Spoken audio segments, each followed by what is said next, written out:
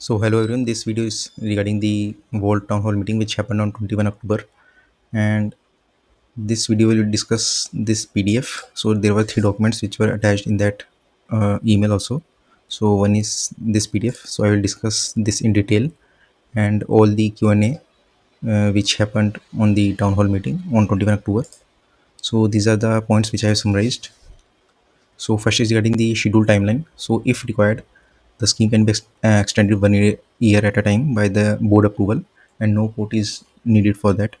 And second is regarding the first distribution. So it is not 100% completed yet, as there were pending withdrawal requests and new withdrawal requests also are people keep submitting.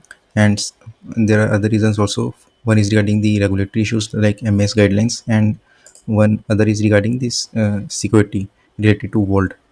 So if court approves, then crypto.com will handle all the new withdrawal requests and all the pending also. So the pending withdrawal requests which are uh, from the first distribution. So crypto.com will handle all these requests regarding first and second distribution. So if the court approves, and regarding the second distribution, so currently the situation is full board approval is needed for second distribution, but the CR and CEO are not cooperating. So as we all know, in recent emails I have also discussed, the scheme manager has went to court to allow only scheme manager to do the second distribution. So if the court has already accepted the case on 13th October, and this court hearing is scheduled for 2nd December, which I have mentioned in the previous video. So earlier it was late November 2025. Now it is 2nd December. It is finalized. So on this date, if everything goes well and court approves, then CEO and CR are not required for the second distribution. And if they cooperate, then it may happen sooner. So and regarding the second distribution, how they are bifurcated. So the total amount, which was around 90 million, which was to be distributed. So 75% of it is in stable coins like USDC in fiat currency, and 25 is in other tokens like BTC, ETH, etc. So the exact tokens are not known, but they are exposed to market risk. And regarding the future distributions, so after court approval, and the scheme manager can release funds for from future recoveries if the amount is less than the threshold amount, which is 10 million US dollars. So the threshold is no longer required. The scheme manager can himself allow for the recoveries even if it is under the threshold value of 10 million. And next is regarding the crypto.com updates. So there were many updates regarding this, and scheme manager also discussed the trading fees to lower the trading fees and withdrawal fees for the, especially for the vault creators. And there are other Q&A. So first is regarding the regarding this. So if someone already has a KYC verified crypto.com account, so how the amount will be distributed to them. So there are two cases. So first is regarding the if you have registered with the same email with the vault. So if your crypto.com email is same as a registered email with vault, so everything is good, so there is no need to worry. And if the email used is different from vault, so there are two step verification which is between the crypto.com and scheme manager. So they will confirm to make the withdrawal to you by checking that you are a legitimate creditor. And next is regarding the non-supported regions which people have all mentioned in the town hall meeting. So the New York USA is currently not supported, so scheme manager will find alternative KYC and payout methods. So most probably partnering with any other firm other than crypto.com to make it possible. And regarding Indian characters, so many Indian characters said crypto.com is not opening in India, so it will still work with crypto.com via reverse solicitation process. So it means that we need to sign up by ourselves, and because the crypto.com company can't advertise or promote directly in India, so it is like a normal sign up. So we need to sign up on that website, and the website will open. As I have already checked, the website is opening fine. And crypto.com, one question is that crypto.com also uses Fireblock system, and how it is different from Vault plus Firebox system. So Crypto.com plus Firebox is safer than Vault plus Fireblocks, because the problem is not with the Fireblocks system. It is with the majorly with the Vault system which was connected to it, and it is the Vault system was unsafe, as I have already mentioned. Why? What was the reason? So it was regarding the issues, so safety issues and the previous security breaches. And the other is the crypto custody providers like Fireblocks and Copper. So these websites are trusted globally, and they provide custody for crypto, and they are used by many firms globally. So these the issue is not with the Fireblocks system, but with the Vault system, which was integrated with the Fireblocks system, because Vault is vulnerable to hacking and theft, and not the Fireblocks. So regarding account opening with crypto.com, so in my view we should wait for the 2nd December outcome, court outcome. So if it is approved crypto.com, then we need to create account on it. Those who have created account, they don't need to create a separate account for it. So if someone has not created an account, so I will make a separate video on it, so how to create your crypto.com account and do the KYC. As I am from India, so scheme manager has told in the video town hall meeting that he will send a special sign up link for the Indian creators. So it will not be a problem for the Indian creators, because majority are from India. And from New York, I have already told that scheme manager will find an alternative KYC and payout method.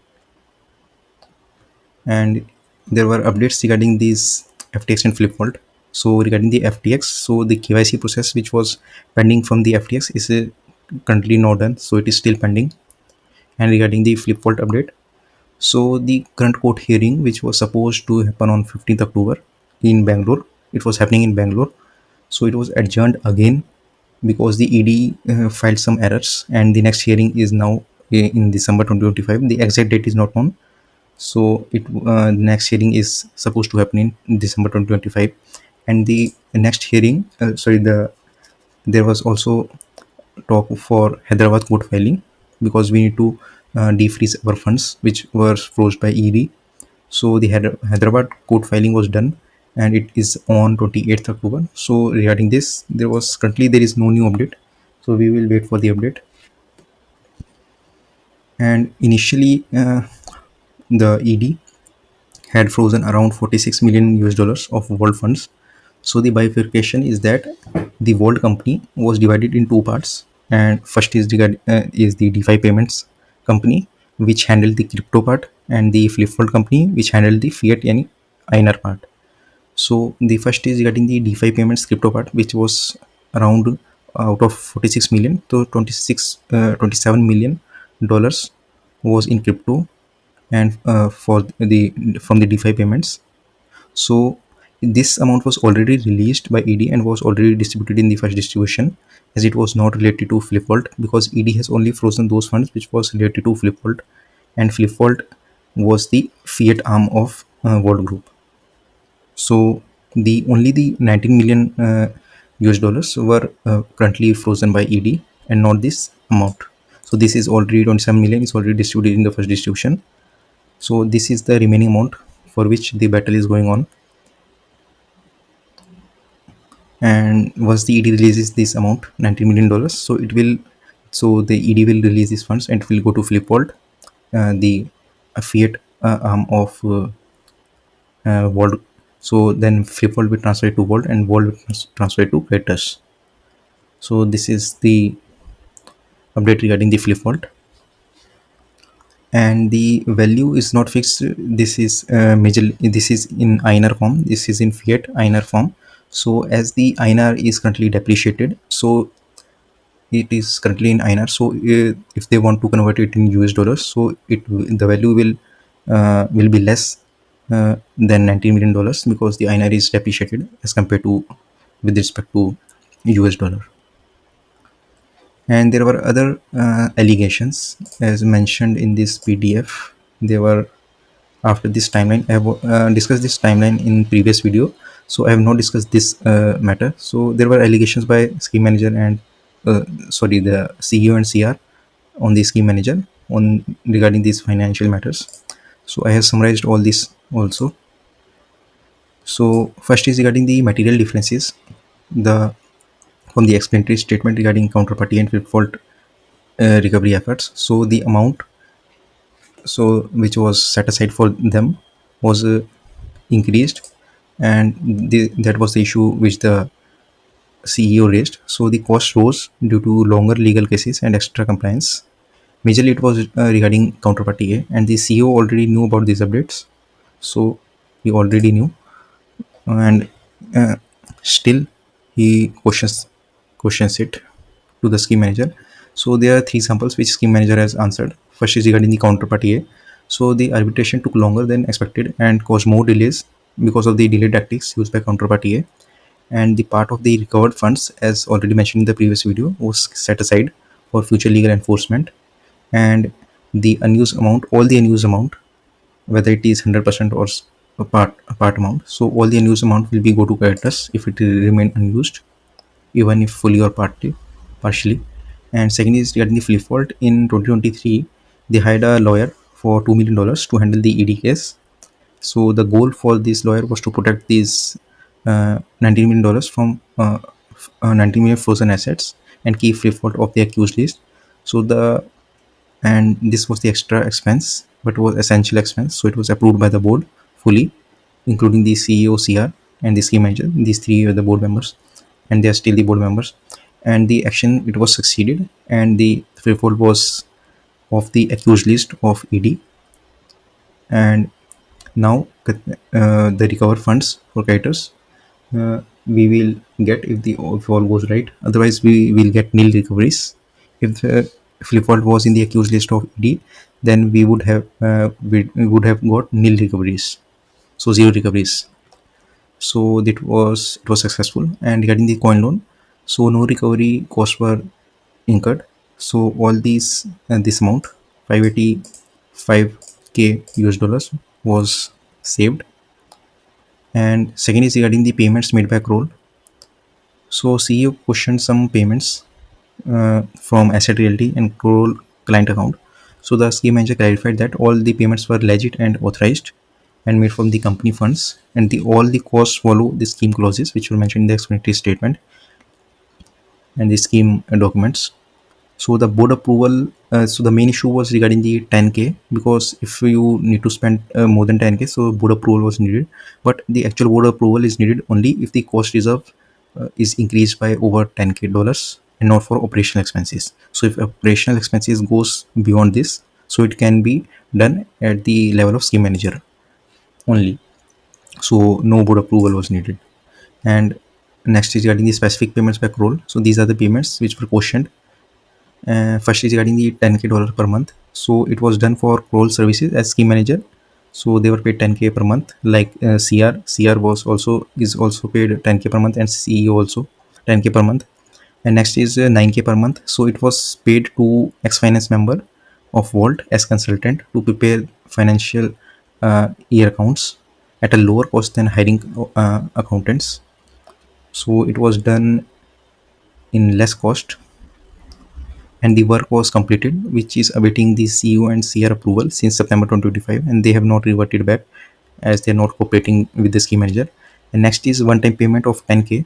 So it was paid to ex-employee for being a witness in the counterparty A arbitration. So these are the accusations and answered by scheme manager. And next is accuracy of second distribution figures. So CEO claimed that this figure was inaccurate, but scheme manager clarified that the amount is accurate and it is net based and not gross based, because uh,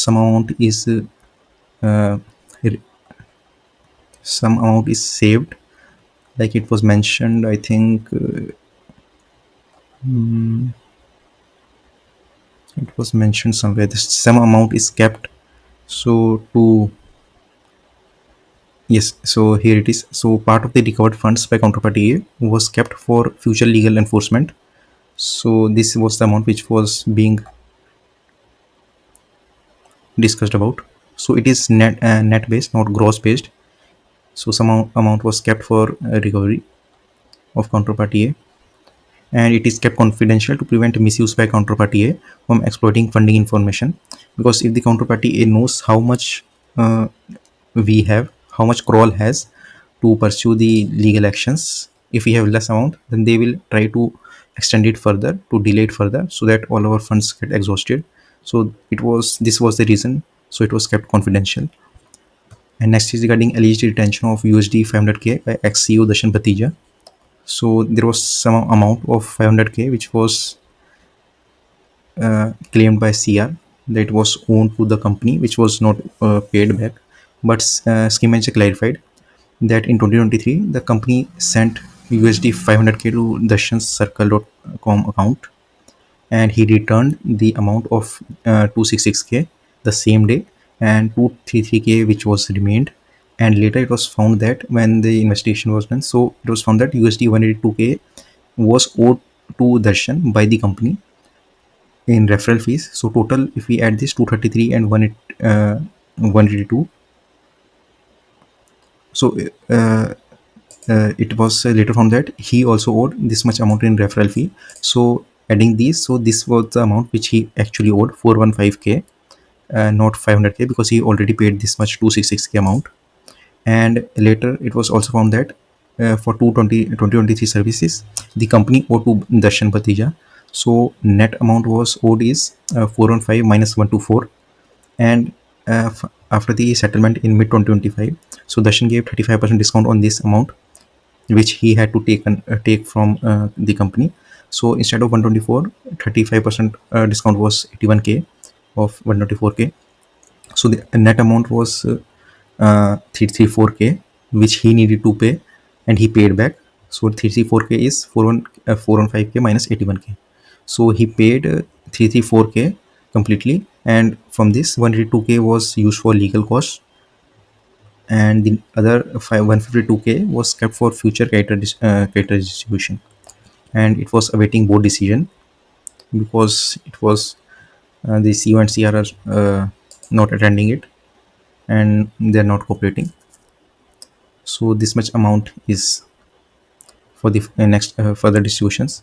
And the key takeaways is the all the acquisitions which were made by CEO and CR on the scheme manager. So the extra costs which are justified by long legal and compliance work, so there was no misuse of funds found, and the recovery estimates are real and adjusted. So there was no fraud or misuse of funds which was done. And the settlement with ex-CEO adds extra funds for future payouts. So this was it regarding the town hall meeting. So this is all the summary. I have also discussed this PDF. So this PDF was also discussed in the town hall meeting, and other these are the Q&A which people have asked in the town hall meeting. So this is it. So one video is remaining regarding this crypto.com account opening. So I will create a video, but not now, but later, because the scheme manager has already said in the town hall meeting that he will send a special sign up link for Indian creators, and I'm from India, so that is why we have to wait till then. So uh, we will wait for the next update then. And regarding the next uh, eighth quarterly update will also come, I think around, I think in November it will come. So previous quarterly update was around in August. So from August, September to November. So it will come in November most probably. So we will get to know more detail on the current scenario, what is currently happening. And before that, scheme manager will also update for any new update. So subscribe and share my video and like my video, and also press the bell icon to get the notification to don't miss the important updates. So this is it. Thank you very much.